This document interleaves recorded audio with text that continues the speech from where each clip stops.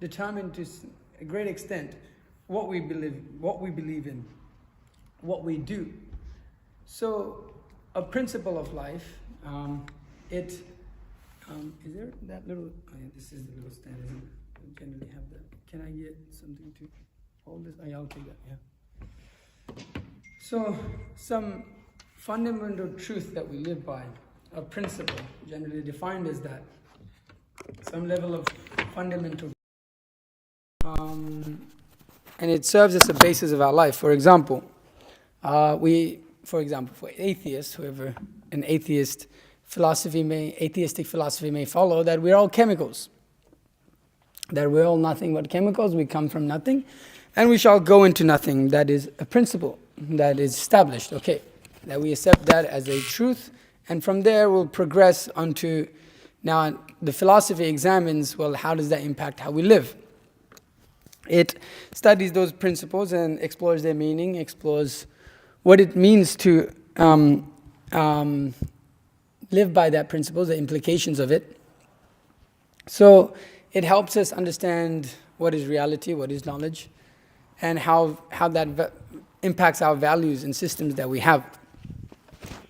So how does the principle of that we are all chemicals impact society?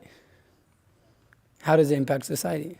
How do we, if we think we are all chemicals in our life, and that's how we live our life, does that principle hold up in our daily life? For example, what is the problem with one set of chemicals killing another set of chemicals?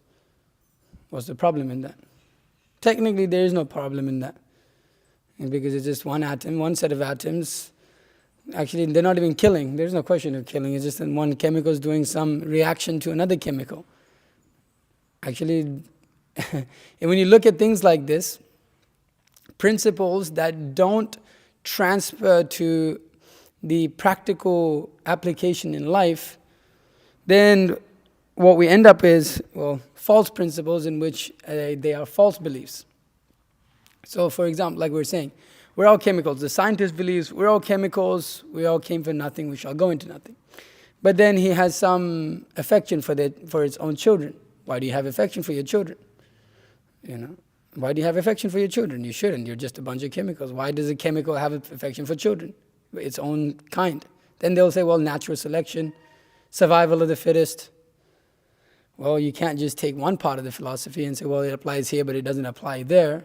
Then if you want to say survival of the fittest, I was looking into the Holocaust a few days ago, then what Hitler did is completely fine, because the Jews are an inferior race, and because the Germans need to go on in life, then it's okay to throw little kids into infernos and torture people by, making them, starving them to death, working them till they drop dead. There's no problem, actually. Why are you fighting? Why are you going and trying to save so many of these Jews? What's the point? They're all chemicals, you're all chemicals. And survival of the fittest. It's a natural selection. What is natural selection? Well, it's survival of the fittest. Whoever is the fittest, they survive. And that was Hitler's philosophy too, that we don't want, actually, these Jews, their genetics and that of not such high character. You need blue eyes and blonde hair. And that is of a higher selection. And so we should only have the elite in society, so let's destroy all of those who are lower, inferior. Natural selection. What's the problem with that? There's no problem. Well, if your principle is that, in principle of your life is that we're all chemicals, then there's no problem. There shouldn't be a problem. But does everybody have a problem with what Hitler did? Right? We all have a problem with what Hitler did, right? Why? Because we have consciousness. Oh, that's a pretty smart answer. Yes.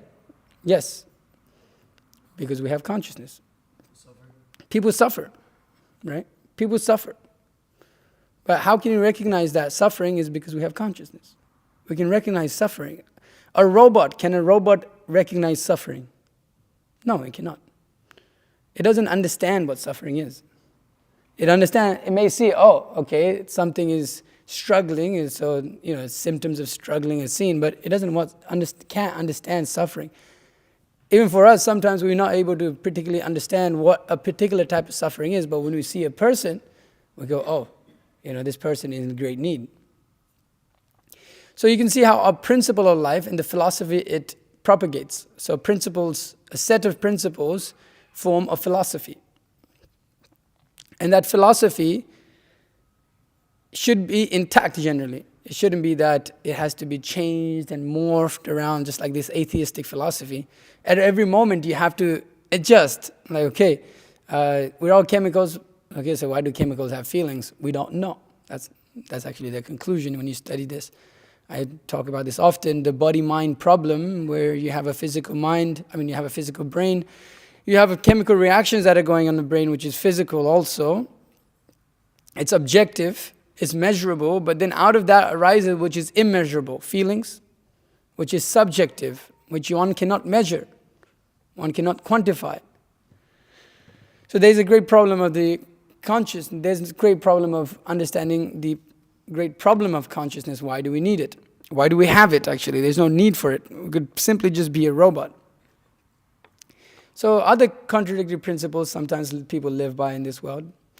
We all love dogs, right? Anybody would say we should send dogs and and slit their throat and eat them? Anyone? No? Right? Nobody, everybody, these animals. Oh, cats, dogs. Wait, we'll get to that.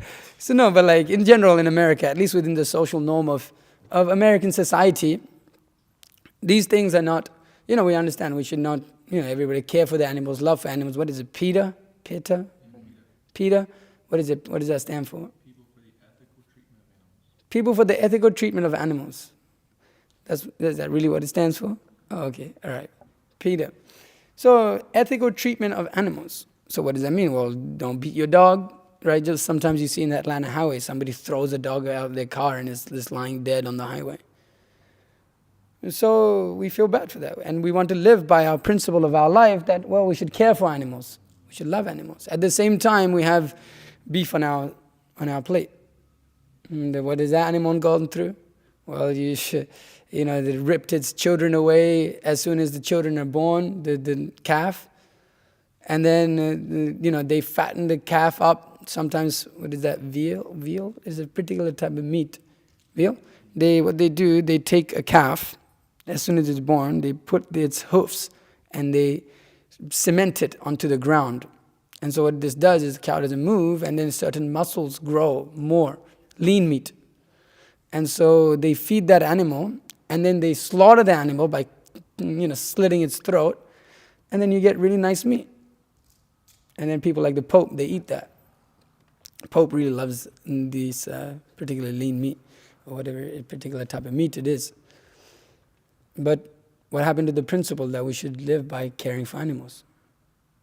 What happened? Why is it only this animal and not all the animals? What happened to you now? What implications does that have? You're not following through with your principles. Why not? Well, actually people say I live by principles, but in this world actually people don't live by any principles. It's like animal society. Animals, they don't live by principles. Human beings, they're meant to live by principles. We say one thing but do another.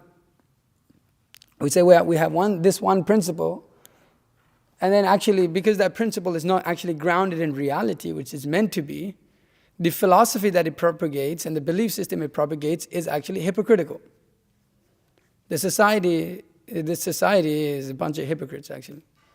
My spiritual master gives a class recently on a judge who sent someone was shocked. She ate a cat. This is in America. I think it's North Carolina or something, maybe. So I looked it up. She's somewhere in North Carolina or something like that. She just ate a cat, like a live cat. She just ate a cat. And she went to the judge, and the judge was shocked. He said, "This is a disgrace to American society. How dare you do this? This is wild, And so she was given some punishment. And then probably next minute, that judge steps off of her, what is that called? The place, a bench, and then goes and has a nice chicken sandwich. Is there any problem with that? You just criticize and put someone in jail for going and killing a cat, and then you go and you just killed some chickens and ate them just because you didn't see it, it didn't happen, but you continue to do it. So hypocritical society, people say they want to live by particular principles, but they don't. So many things are contradictory in this world. Actually, if you examine this world and the society that we live in, the whole thing is actually completely hypocritical. If you really examine it, and that's what philosophy is for. You're meant to have a set of principles, and philosophy is meant to examine those principles by some means, by epistemology, how that knowledge comes about, by logic, by seeing, well, is this actually logical? By some level of, there is also, within the philosophy, knowledge, value.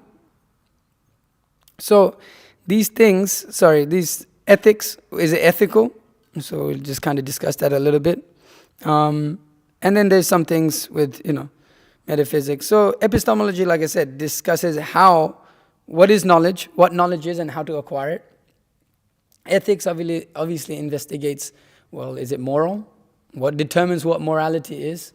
What is moral in one place is not moral in another place. Logic, correct reasoning, arguments, distinguishing from what is reality, what is illusion. And examining the features of reality, existence, objects, properties. So philosophy does that. Just like principles established, and then from there, those principles are meant to be examined by philosophy in how they act in our lives. For example, Krishna gives what's the first principle Krishna speaks about in the Bhagavad Gita? You're not the body, right? That's the first principle that Krishna teaches to Arjuna.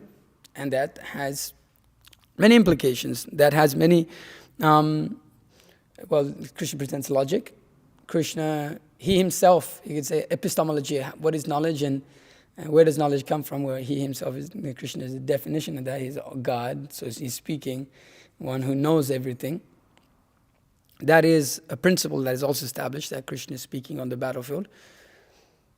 So, principles have to be logical. Principles of our life have to be, they can't be contradictory. They can't fit when we want it, and then when we don't want it, we do something else. For example, another example of that is also within modern society, the idea that all men and women are equal. But then as soon as the S hits the fan, as the saying goes, then that goes out the window. For example, what is this country? Sorry, Ukraine, highly feministic society, where feminism is so high. But then as soon as the war hits, they're no longer equal. All the women can't fight, the men have to fight. What happened? Why? Because that principle is not rooted in reality. It's false. But reality hits when things are difficult in certain circumstances. So we can see principles that don't have a complete understanding, they completely actually throw society off. And they don't actually bring anyone up. It actually degrades society. So it is important to establish principles that are rooted in reality, that are actually rooted in proper understanding, by which we can examine those and live by those without having contradictions, misunderstandings, where the whole society, not just a group of society, but the whole society at large can live in a proper way. Therefore, it requires what is called aparishaya, or knowledge that is above what we can attain in this world. Knowledge that which is above the defects of this world. We're all defected with different types of, we all have different defects. And so as human beings, or in general conditioned souls, we have the tendency to cheat, we have the tendency to, we're imperfect in our senses, we're illusioned, and we make mistakes. So out of these four things, when we have these four defects, it's actually hard to even determine how to live with a principle in our life. What principles we should even live by. Therefore, one has to accept knowledge that is descending from above that platform of just a conditional being. Therefore, the Vedas, they give knowledge, Krishna specifically in the Bhagavad Gita, gives principles of life in which they are not contradictory, in which one can live in such a way that he is harmonious not just with nature, but in working with God, with working with what Krishna wants us to do. So the Bhagavad Gita presents us principles of life in general, not a Hindu philosophy. It is not a sectarian thing, as Srila Prabhupada would say. This is not a Hindu philosophy. It's not the Hindu principles of life. It's not a Christian principles of life. It's not an American principles of life. It's not an Indian principles of life, such and such and such and such. This is not a principles of life of the conditional body. It's the principles of the soul, in which Krishna also discusses how the material world works. And so why does he discuss these things? In order for us to actually be able to act within this world, because we're in this body, but eventually get out of this world. So Krishna speaks of the principles of the soul in this Bhagavad Gita, not the principles of this body. Krishna is not speaking on the basis of a black body, of a white body, of a brown body, or a Chinese body, such and such and such. These are all conditional things. All of these principles spoken, if these principles were spoken on a particularly conditional platform, like for only black bodies, some people have that idea that only, a particular color is higher. There's a section of black society, black people that believe that, there's white people that believe that, there's Asian people that believe that, there's Indian people that believe that, we're higher. So principles on those bases are always going to be contradictory in some way or another. But that which is spoken by the Supreme Personality of Godhead in the Bhagavad Gita, those principles hold universally, not just under certain time, place, and circumstances. You'll examine that. If you examine principles of this world, they only uphold only under circumstances, certain times, certain places. They can't hold universally. But the knowledge that is being spoken about in the Bhagavad Gita, it holds universally, whenever, wherever, whatever time it is. Therefore, it is, although it is spoken 5,000 years ago on the battlefield, Krishna says, well, this knowledge is eternal. It is not something that actually, is just being given now. I've spoke this long time ago, and I'm speaking it again because over time it has become lost. So Krishna in the Bhagavad Gita, beginning with this platform of you are not the body, establishing the basic truth of life, he starts to give the knowledge and different principles of the identification of the soul in relation to this world, and in relation to the Supreme Personality of God, in relation to time, in relation to karma, such and such and such. So these principles of life here are not contradictory to the principles that the modern society follows. And when we follow principles that are eternal, and a philosophy that is well put together, because of those principles are very grounded in reality, they're not grounded in some illusory idea of this body. Literally, the whole principle of material existence is illusory because it's temporary by nature. So it doesn't matter how many principles you establish, it's always going to be faulty. Because by nature, it's always changing. It's always temporary. But what Krishna is establishing in the Bhagavad Gita is eternal knowledge. It is eternal principles that one can live by, in which one attains perfection.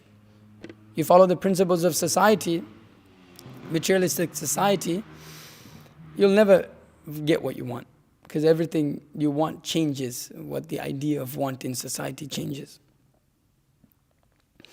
So when you have a proper philosophy, a proper principles that you're living by, then it gets one to success.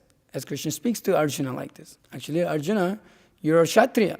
You should live by your principles. You fight on the battlefield, O Arjuna. Don't be a coward. Don't run away. You live by the principles, by dharma. When you live by this dharma, you follow that. Then, higher than that, as Krishna says, well, you follow what I'm saying. You follow the ultimate dharma of the soul, which is to be servant of God, to be servant of Krishna. By doing that, one doesn't live a contradictorily hypocritical life. it follows through.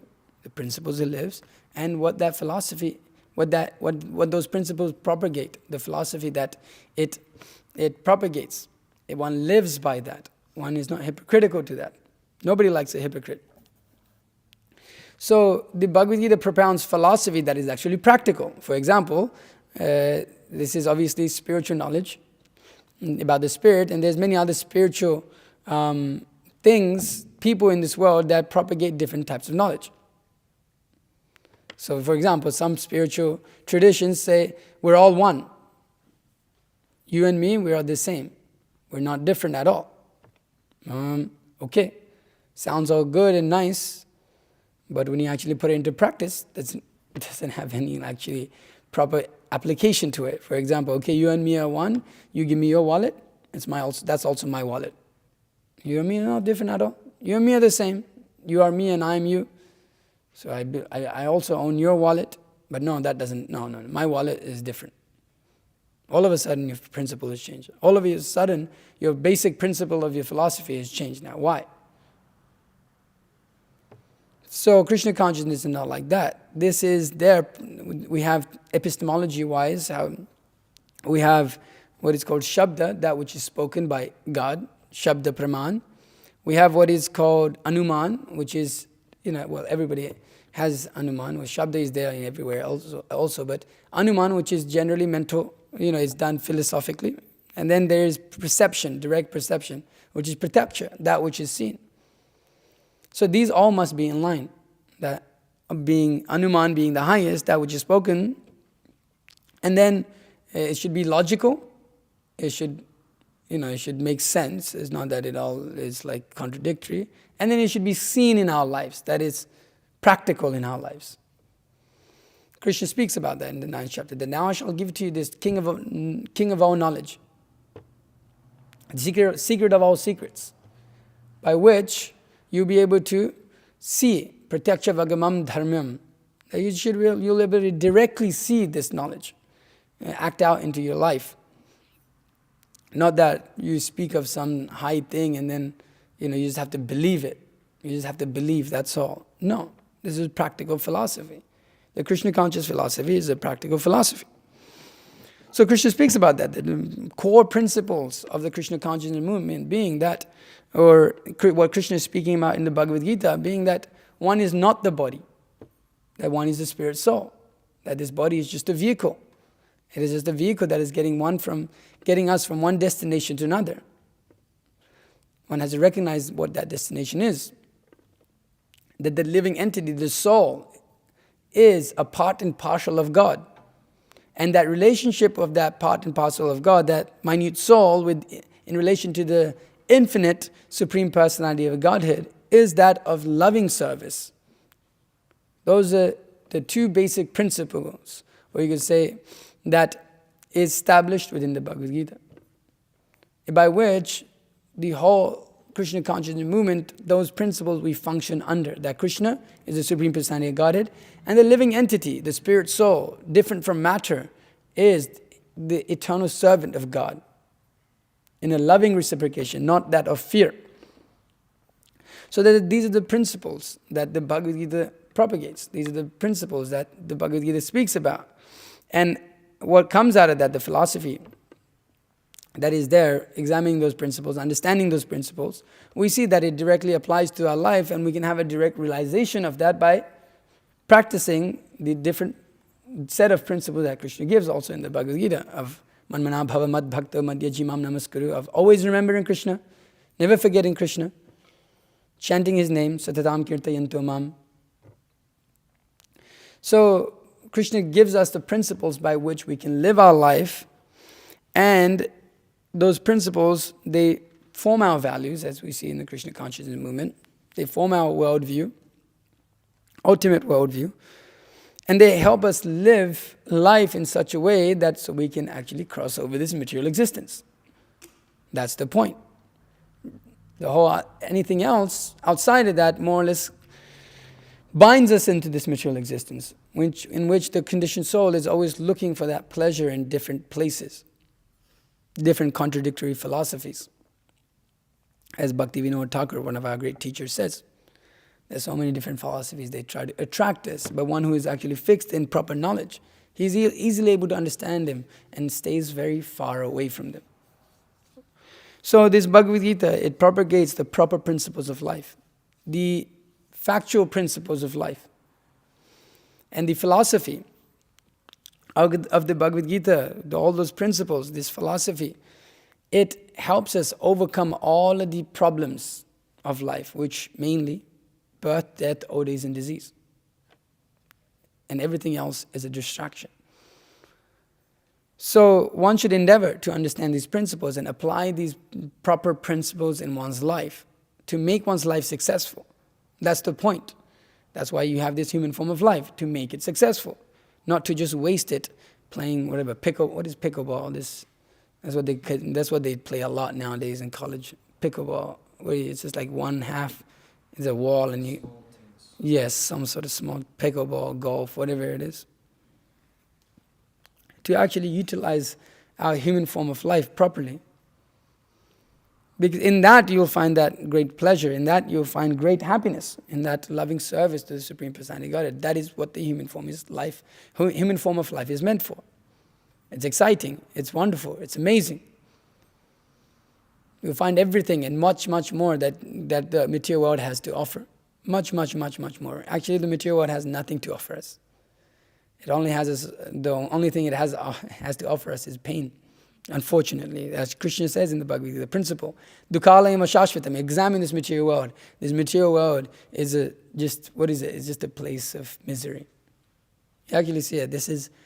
I'm reading this book from this, what is this guy's name? Ehrman. Bart Ehrman.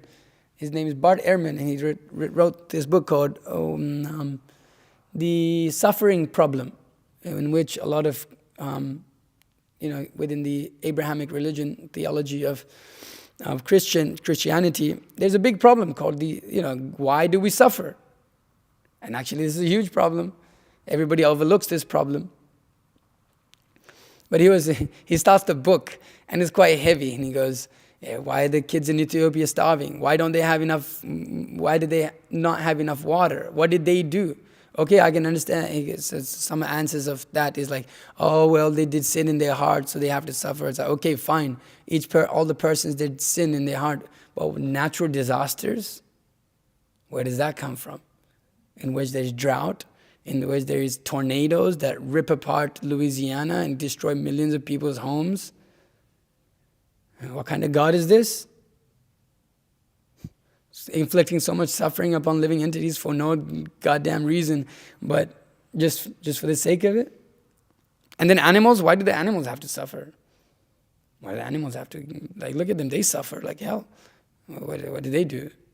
There's animals, they're beings that don't have choice almost, they just act out of their instincts. Why do they suffer? No answers to those. I haven't heard a good answer to that. I ask that all the time. But if you examine this world, it's a world of suffering. Actually, more than happiness. But, because that's the nature of the material. But on the spiritual platform, on the platform of spiritual existence, actually, Anandam Buddhi Vardhanam, it's unlimited bliss, actually. Independent of what's going on with this body, independent of what's going on in this world. So the Bhagavad Gita gives us knowledge of the soul, of the cycle, of this birth, death, old age, and disease, by which the living entity who is stuck in this cycle can get out. We all want to be free. We all want to be free. Every society wants to be free. That's the push in society. Let's all be free. Freedom, freedom, freedom. But you see, no matter how much you endeavor for freedom, you're always trapped. Doesn't matter. You look around. Everyone's still trapped in different ways of life. So the Bhagavad Gita gives us the proper principles, the proper philosophy in which we can actually become free, by which we can actually live a proper life, in which we don't, have to be hypocritical. So this is the Bhagavad Gita. You can study it, understand it, apply it. We're teaching this pretty much every day, every morning. So please come, learn. You can, if you don't have the books, you can get the books from the women or from some of the men here. So is there any questions or any comments? Anything? You have something? Any questions on this and from the women?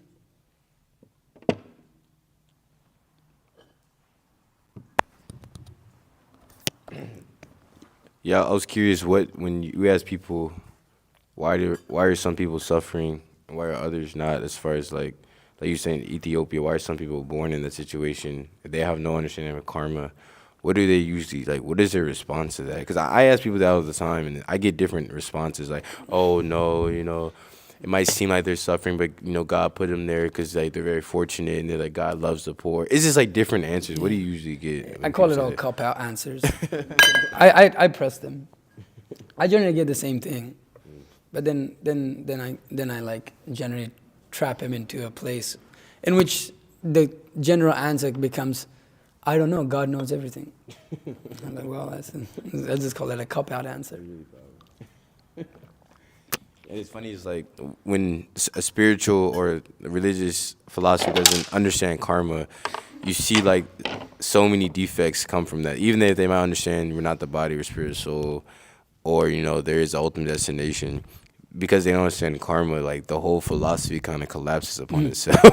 Yeah. And it's kind of like interesting because people never even think. I asked this one person when I was in school, like, have you ever thought about reincarnation? She was like, I never thought about it. But it's like in your face, It's like karma's in your face, reincarnation in your face, but people, it doesn't even cross their minds. So it's really interesting how it's like the nature of the soul. Like I guess the conditioned soul doesn't even think about these things. But when you read Bhagavad Gita, you're like, oh wow, it makes sense. Yeah.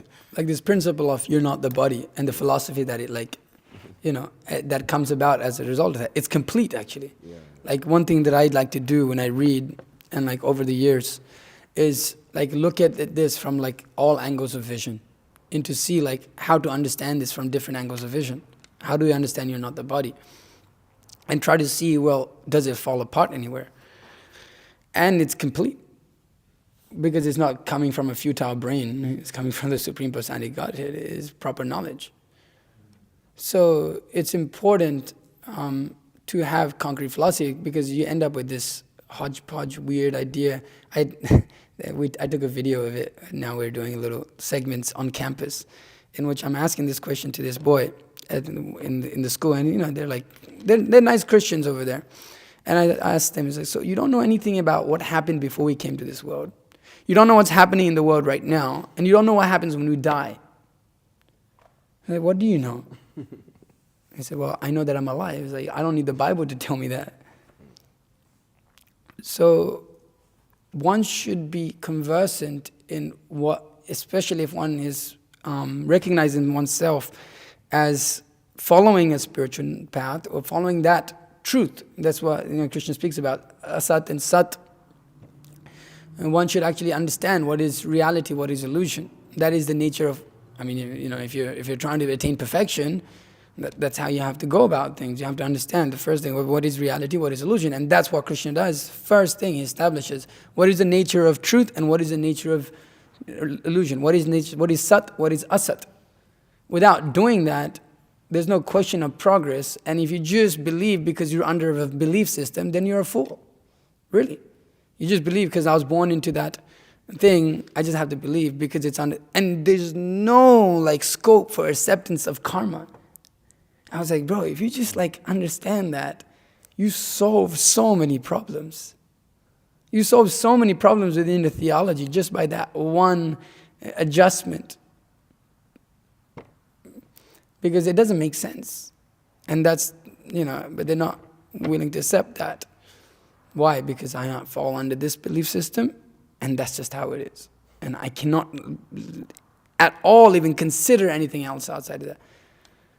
It makes so much sense. Karma, reincarnation. The thing is, even the Bible, it says you reap what you sow. Right. So it doesn't explicitly say karma, but if you reap what you sow, that means, okay, if you perform an act, you will get a result of that act. But they'll accept that, but they don't accept karma, which is really funny to me. One problem that I found it seems that the Bible doesn't establish principles of philosophy, principles of life particularly. It gives stories in which you establish your own principles by looking at the stories and you take out what you want. So when they have these discussions with Christian scholars, one will say, well, God did this, like the genocide in which he asked the Israelites to kill all the people of Jerusalem. Is that right? Which way is it? Israelites, they were killing all the... Wait, no, I don't think is it Babylon? I don't know. Anyways, God orders them to go and kill all the people and the children and the animals and everything. How do you understand that?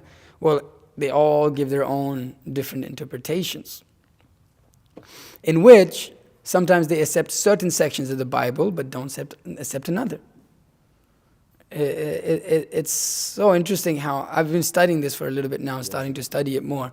And I'm realizing, and one of the boys who studied it more deeply said that, he said, that's the difference between the Bhagavad Gita and the Bible. One of the main differences is that Krishna gives principles by which you live by. The Bible gives you stories of things that other people did, and you're meant to, in that time, place, and circumstance, and you're meant to derive knowledge out of that and then somehow apply it in your life. And therefore, you get so many different answers to a simple question you ask. You don't get a consistent thing. Although there's different traditions even within the Vedic philosophy, and there's like the Mayavadas, everybody will agree to the basics of this, like, okay, you're the soul, not this body, karma is there, reincarnation is there. And then, there's some differences as we come up, and that's arguable, or in one sense, it's not arguable, they're just plainly wrong. But there's a principle that has been established within the Vedic culture, which is coming from this Apaurishaya knowledge. And it actually doesn't even, in one sense, it's pretty logical in itself. It's not particularly like, you're not the body, is not exactly like, obviously Krishna is speaking and therefore is divine, but not particularly fully spiritual thing in one sense. Because it's just understanding, okay, I'm beyond this body, I'm spirit soul. It's like, that's pretty, even some of the philosophers in the West, one philosopher in the West we know of came to that position. So it doesn't require particularly this Apaurishaya, knowledge to come down. It's pretty logical, actually, that it just solves all the problems of life, the understanding of the soul and not the body. It solves all of the different, nuances that may be there with these different philosophies. So there's so many different answers because there's no principles. Krishna starts with principles. It doesn't start with a story and analogy and this and that. It starts with principles of philosophy. Okay, this is the principles and this is the philosophy that is being established as a result of these principles.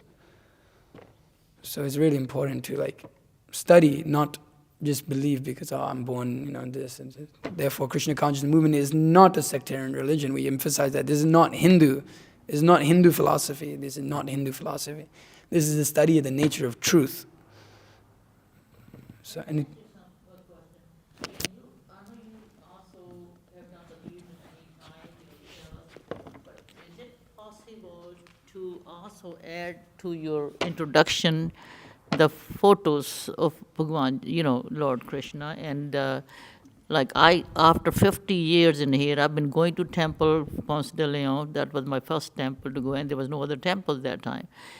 I finally came to know. I finally asked the guy. I was so hesitant to even ask, So he told me all the photos, what they meant, and then I finally understood that that's, Lord Chaitanya, Mahaprabhu, and God. And can you add that too also in your introduction, if possible? That's a good idea. And also those photos at the bottom, all we know is the last Sripad, and then if you can tell us, especially people who are not Hindu or they do not understand. Even I am Hindu, but then didn't understand.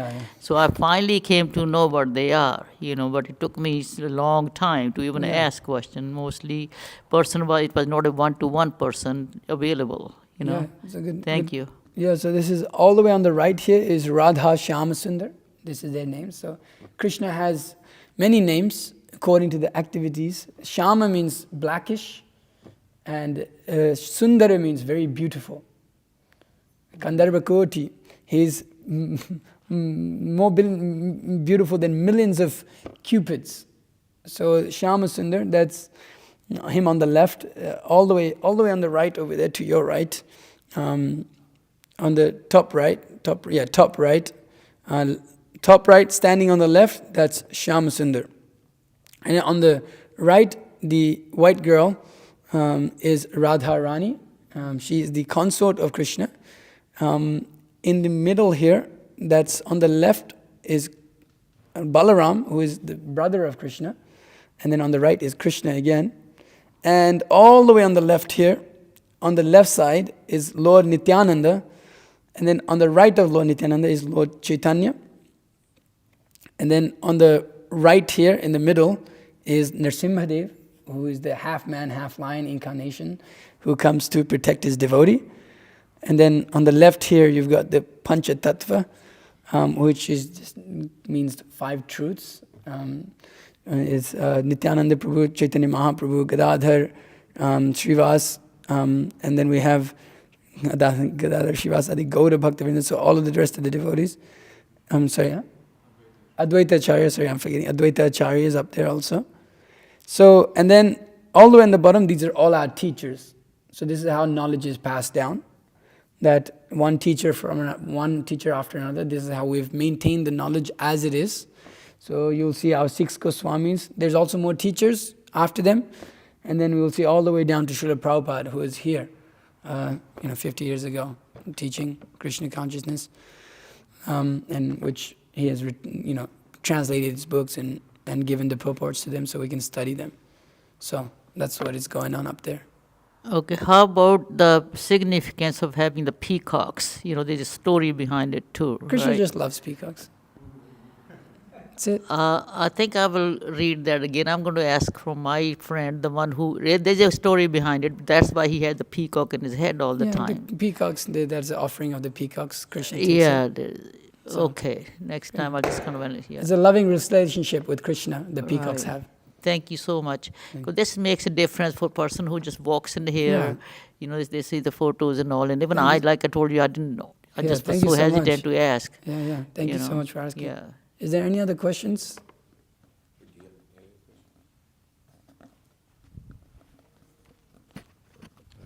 Hare Krishna. Hare Krishna. Okay, you say this is not Hinduism, right? Mm-hmm. Okay, but as soon as you Google it, it says Hindu. I mean, how can you explain that to people when they Google something and it says Hindu? Yeah. It's interesting. People believe everything on Google. Right. Google will tell you so many things. It's categorized under that because people are not able to recognize. That's another nature of Kali Yuga. People are stupid. They're not able to recognize what is the difference. And it is confusing. I can understand that a little bit because now I'm trying to study different Christian ideas. I'm like, what the hell is this? And I can imagine it's a little bit like that with like Hinduism because there is like this vast culture that has so many different like philosophies and people and different levels of the philosophy. There's like the Tantrics, there's like the Shaivites, there's like the Mayavads, then there's like the, it's like then you've got the Jains, and then all of these different people who have all of these different philosophies. And it's like, well, they just categorize it all under that, and then we get lumped into that also. So people need to be only, people who are interested or intelligent, they'll be able to understand that we're not propagating a sectarian idea or a sectarian religion. Right. But most people will refer to it as Hindu, and what can do? Sorry, all right, okay. But it's but we can understand when we study it ourselves. It's not a Hindu thing. Right. So, or people who come and they're interested to learn, they should be clear. Hey, it's not a Hindu belief. It's not a belief system in general. It's not. My spiritual master says, "Oh, the Hindus believe in death." It's not like something to believe in. Death is a fact. Similarly, Bhagavad Gita is establishing fact. We're not believing in this. This is not a belief. Whether you believe it or not, it doesn't matter.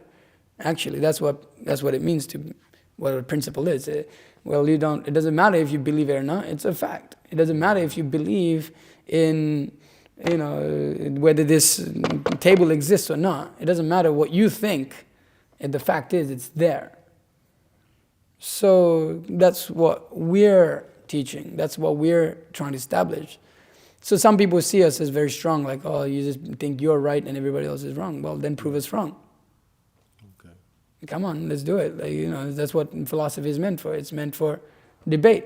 You just say, well, we believe everything we're doing is right.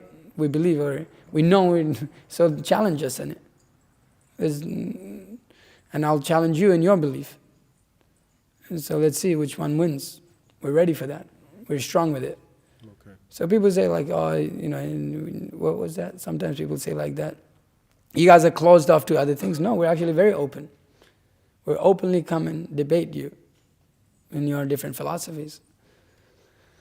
And so because you can understand, when you have knowledge, then it exposes ignorance. Ignorance is easily exposed. When light comes into the building, immediately everything is seen. So similarly, when one studies knowledge that is complete, and somebody comes with incomplete knowledge, it's easily, you can just understand, just from the first sentence they speak, you can understand, here's the problem, okay. But then people can't accept it, he's trying to, he's doing, they're trying to convince me to join their, no, it's like, just, you're wrong, bro, like, what are you going to do? Like, and then they can't accept it. So we're welcoming people to come and challenge this philosophy. We're welcoming people to doubt it, question it. But you have to be logical and reasonable also. So are you ready? Are you ready for that? If you're going to challenge, are you ready to accept? So we're ready. People want to challenge it as, it says as a Hindu faith. Then you have to also come and you have to establish what your idea is. Well, I don't have an idea, but I don't believe in your idea. So then then stay out of it. So, is there any other questions? Well, I had one more thing. Yeah. I had another question that came up when a person asked me, well, when a kid get molested or something like that, where's God then? And when a kid only take on sin when they turn the age of 13. So why do they have to suffer as a kid? They have sins from their past life. Now this one's hard for people to accept. It's hard. Some things in life are hard to understand. Hard to understand means hard to accept. How else are you going to accept it? How else are you going to understand it? You have to understand it somehow, right? And this is the perfect explanation of it, that one has to suffer because of his karma. It looks pretty bad. Sometimes people put us on the spot, like, so are you saying like kids that are molested, they deserved it? Well, we're not looking at it like that because your society looks at it like that. The society of this culture is that is of looking down upon people. That's what the society is. It's like, it's something. Look at him. He's a coward. He's the lowest among beings. Shun him. No, that's not the culture that we're teaching here. That's not what it comes out of. People think that. People think that it's a culture of exploitation or looking down upon people, but actually it's looking to elevate people. We're looking at that problem, okay, we're not looking at someone, okay, somebody, see, he deserved it. That's not the mentality that the Vedic culture looks at this as, because people don't understand, because they apply their materialistic, this hedonistic society's mentality onto the philosophy of Krishna consciousness. They project that onto there. They think, they must think like this also. Absolutely not. We don't look at, okay, child got molested, he deserved it. No, this is ridiculous. That's not how the society looks at that. We see that, this is unfortunate. This person, whatever he did in his past life, this is what's been a result. But we don't look at it as, he deserved it. That's what's come out of it, but what should be done to elevate that person now? How should that person be elevated? That is the mentality of Vedic culture. And it doesn't look down upon him. It sees, this is a result of his past life. But now, it's like, people feel bad for them. There's obviously there's significance given to that and all of those things. There's proper morals, there's, proper reciprocation of feeling, you don't feel happy, I just deserved it and go on in life. No. There's a level of, comfort and love that's provided, but at the same time, you do got to move on with life. Now look at where you should go. Okay, you should understand. The point is you should understand. I've done something and this is a result. Now let me move on. Let me go on. Let me not let this happen again in my next life. It's hard. It's hard for people who undergo that trauma to accept also. Therefore, one has to study. One has to not be emotional. One has to actually study with intelligence about it. So, it's a little tough thing to accept sometimes for people, but it's a fact. What to do? Yes? I was reading the Bhagavad Gita as it is I wonder if it seems like a bit of an oversimplification of that kind of instance. From what I was reading, it says karma is a result of activities from time immemorial, and that karma is not eternal, but it may be very old. So I wonder if it would be better to kind of explain, not so instantaneously you've done something bad and it immediately comes back to violate you as a child, but it could be, you know, a consequence of culture, a consequence of society, a consequence of family trauma and those hurt cycles. Well, you're born into that because of your karma. See, karma is not instantaneous in the sense that you do something in this life and you get it back. It's like it says, time immemorial, like thousands of lives. So karma works very complicatedly than the simplification of I do good and I get good. I do bad and I get bad. Some people do a lot of good in this world and all they get bad is just terrible. Just terrible, terrible, terrible, terrible, terrible. So how to understand all this? Well, it's an accumulation of many different instances in different lives that we have lived. So they're according to time, places, circumstances, they fructify in order to satisfy a certain level of suffering that we deserve and certain level of happiness also we deserve. Sometimes we get happiness and we don't even look for it and we find $100 on the streets. Hey, I feel pretty good about that. So it is an instance of many lives, not just one, you know. So yeah, that's what that means there. I was also curious, earlier you spoke on the first principle of the Bhagavad Gita, but I didn't hear what you had said it was. Yeah, you're not the body. Okay. That this body is just a vehicle. That this man, woman, black, white, yellow, brown, short, tall, fat, skinny, all of these things are just the externals of this body. And actually we're not that body. We are the spiritual body. But nonetheless, because we have this body, we have to utilize it. And we have to act according to some of the nature that it has. It's like, you know, we have certain natures. We may be in a man's body, we may be in a woman's body. A man has a different level of inclination, a woman has a different level of inclinations. So we have to utilize that. We have to use that vehicle, that instrument in its proper way. And so then we can elevate. Thank you. Hare Krishna. Hare Krishna, thank you. Anything else? In the ice age, that we came from the ice age? Do we believe we came from the ice age? Simple answer, no. Because somewhere in the Mahabharata, you know, I don't know, I think one time I have read it somewhere that, you know, we actually have come from the ice age, you know, or let's put it this way, the religion, Hindu religion, came from there. No, that's not the word Krishna says in the Bhagavad Gita. Krishna says, yeah. I have just kind of read somewhere, maybe Yeah, I have to clarify with somebody. No part of Vedic literature says, at least not that I know of. Ice Okay. Age. Yeah. All right, You have thank something you. quickly? Oh, I've gone on quite long. I just wanted to add on to that statement, since it was such like a charged question. It's one side of it that past lives maybe dictated someone got put in an unfortunate situation, but the perpetrator that performs the abominable activity also doesn't get off scot-free. Yeah.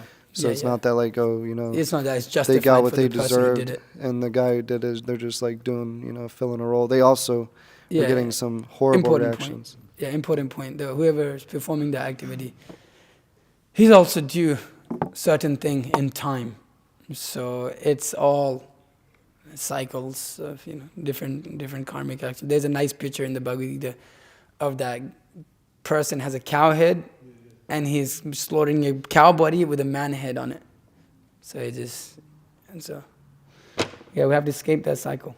Okay, all right. Thank you very much. Now we're going to do that which escapes the cycle, the chanting of the Hare Krishna Mahamantra. This is the primary practice of the Krishna consciousness movement of chanting the holy name of the Lord, as it is the, like I was saying before, these primary principles of elevation to coming to the platform of Krishna consciousness. So here, the mantra is back here, as most of you know. Can you, Mataji, can you help Mataji show how to hold the beads? So we'll chant a little bit.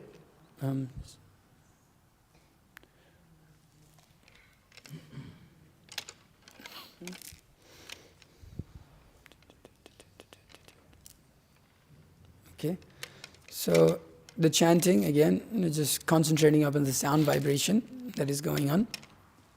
The 3 words, Hare Krishna and Rama, in a particular order here, as it is put up there. Hare Krishna, Krishna Krishna, Hare Hare, Hare Rama, Rama Rama, Hare Hare. So we do this every day. It's a means and the goal. It elevates the consciousness from materialistic state of consciousness to a spiritual state of consciousness, which is particularly Krishna consciousness, being conscious of God in our lives at every moment, 24 hours a day. So it helps us to come to that point. So we'll do a little bit of this. We'll do about 10 beads, and then we'll have a little kirtan. And then we'll go downstairs and take prasada. Okay, so we can chant all together, starting with the first bead, and then moving on to the beads, moving to the next bead as we continue. So, 3, 2, 1. Hare Krishna, Krishna Krishna, Hare Hare. Hare Rama, Rama Rama, Hare Hare. Hare Krishna, Krishna Krishna, Hare Hare. Hare Rama, Rama Rama, Hare Hare. Hare Krishna, Krishna Krishna, Hare Hare. Hare Rama, Rama Rama, Hare Hare. Hare Krishna, Krishna Krishna, Hare Hare. Hare Rama, Rama Rama, Hare Hare. Hare Krishna, Krishna Krishna, Hare Hare. Hare Rama, Rama Rama, Hare Hare. Hare Krishna, Krishna Krishna, Hare Hare. Hare Rama, Rama Rama, Hare Hare. Hare Krishna, Krishna Krishna, Hare Hare. Hare Rama, Rama Rama, Hare Hare. Hare Krishna, Krishna Krishna, Hare Hare. Hare Rama, Rama Rama, Hare Hare. Hare Krishna, Krishna Krishna, Hare Hare.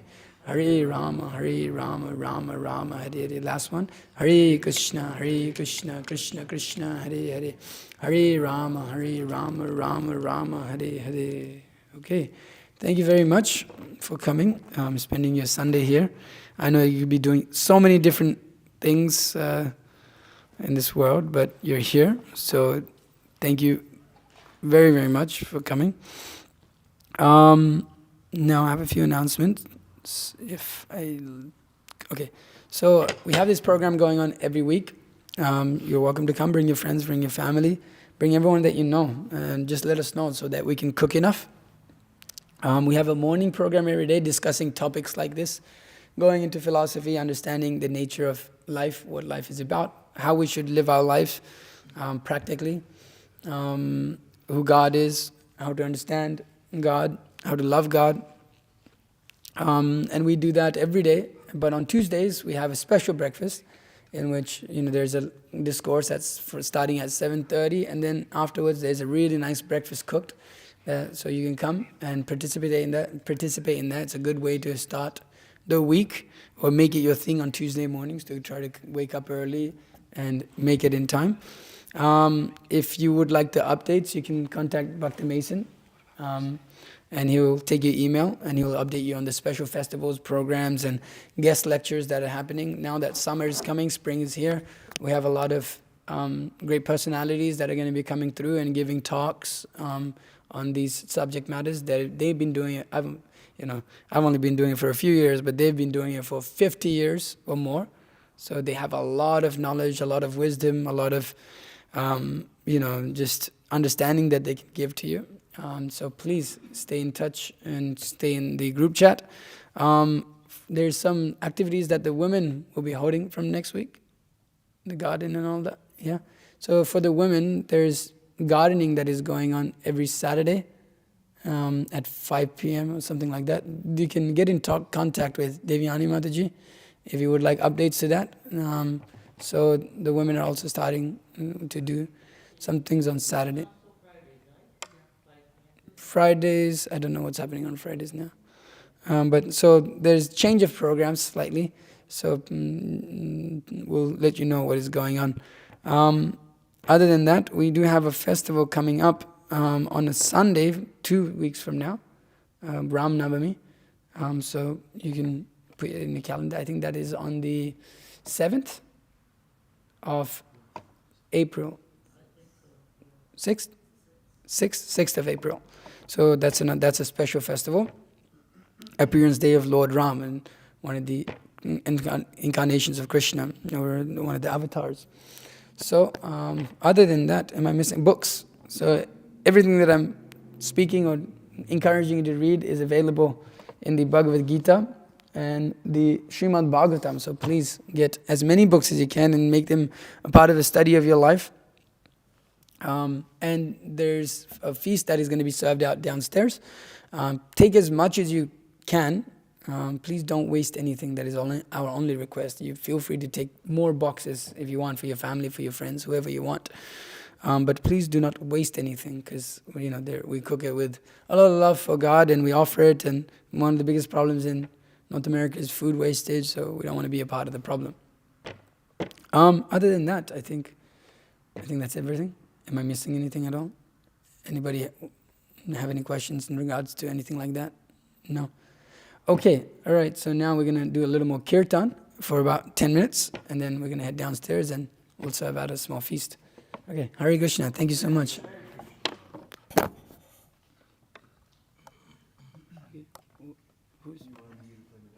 Whichever, did you use song before? No, you want to say?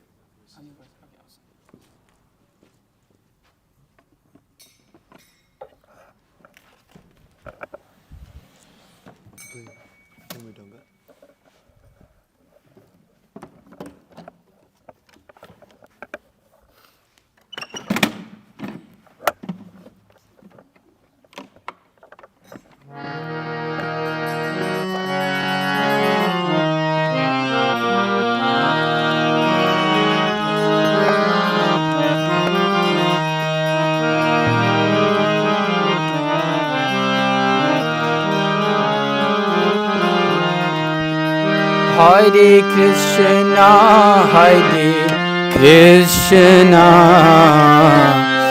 Krishna Krishna, Hare Hare, Hare Rama,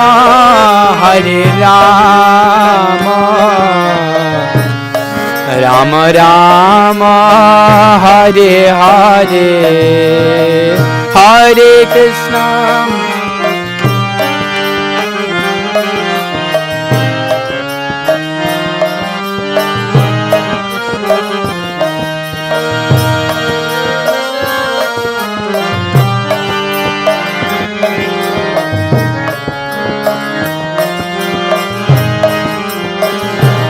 Hare Krishna,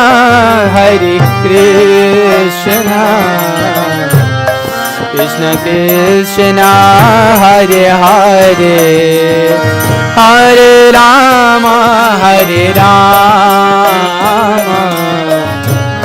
Rama Rama, Hare Hare.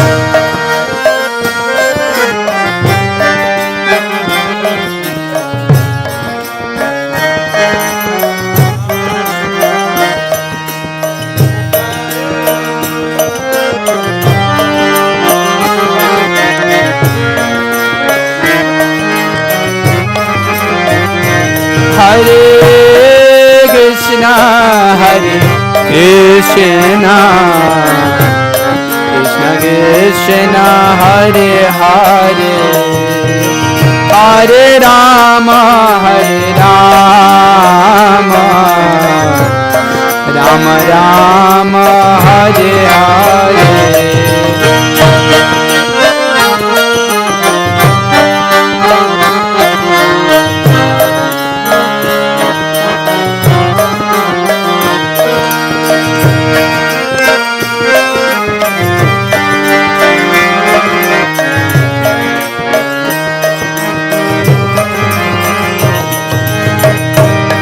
Hare Krishna,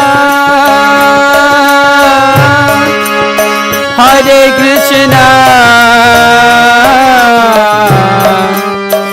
Krishna Krishna Hare Hare Hare Rama Hare Rama Rama Rama Hare Hare Hare Krishna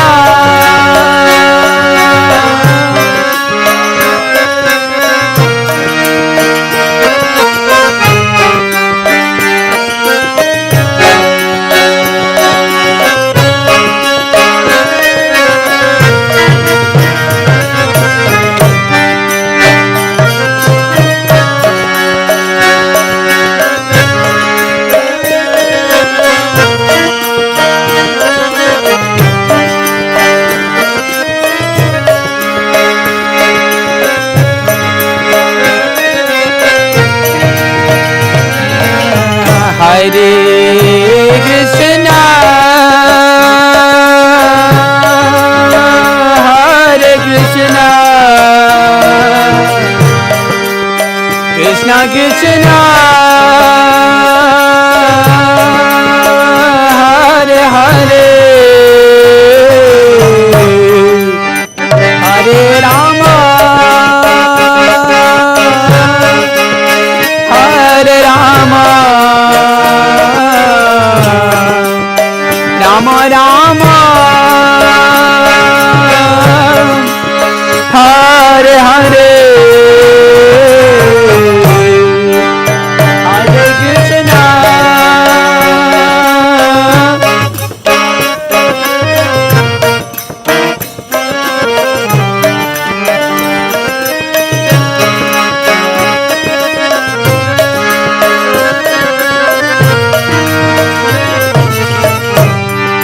Hare Rama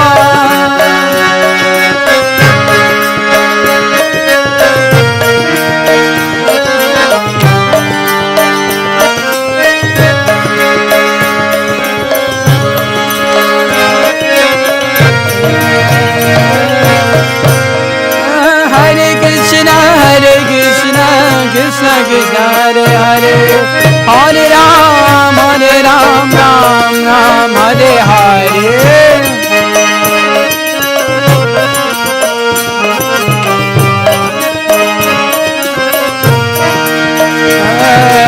Hare Krishna Krishna Krishna Hare Hare Hare Ram Ram Ram Hare Hare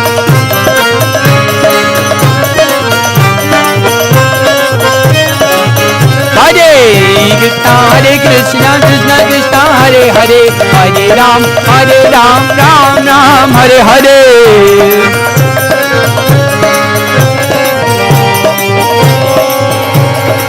Hare Krishna Krishna Krishna Hare Hare Hare Ram Ram Ram Hare Hare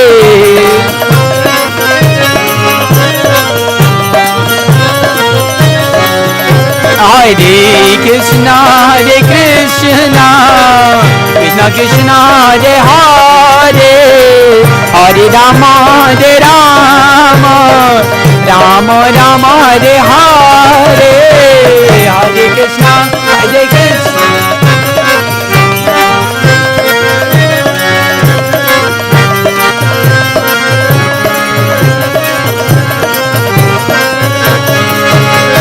Hare Krishna Hare Krishna Krishna Krishna Hare Hare Hare Ram Ram Hare Hare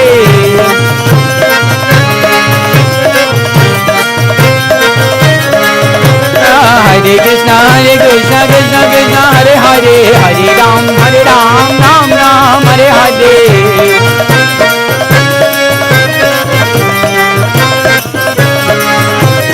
Hare Krishna Krishna Krishna Hare Hare Hare Ram Ram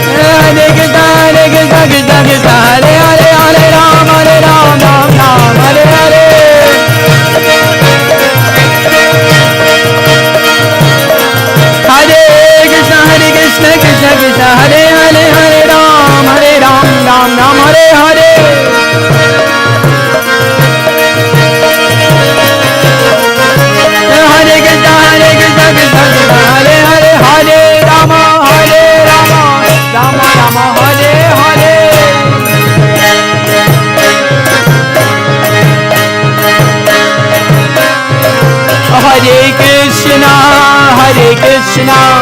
Krishna Krishna, Hare Hare, Hare Rama, Rama Rama, Hare Hare, Hare Krishna.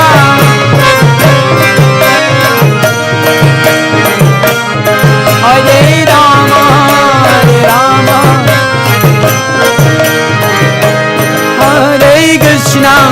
Hare Krishna, Krishna Krishna, Hare Hare, Hare Rama, Rama Rama, Hare Hare.